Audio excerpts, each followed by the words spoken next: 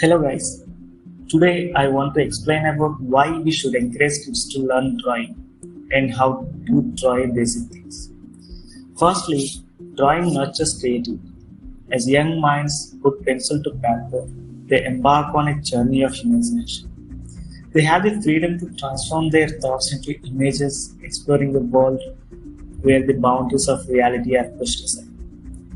This creativity process not only strengthens problem solving skills but also encourages out of the box thinking that will serve them well in all aspects of life. Drawing aids in the development of fine motor skills. As children manipulate pencils, crayons, or brushes, they refine their hand eye coordination of dexterity.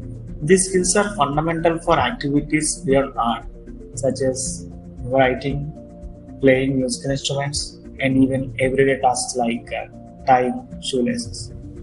So let's encourage our young ones to pick up that pencil, dip it in colors, and create their unique masterpieces.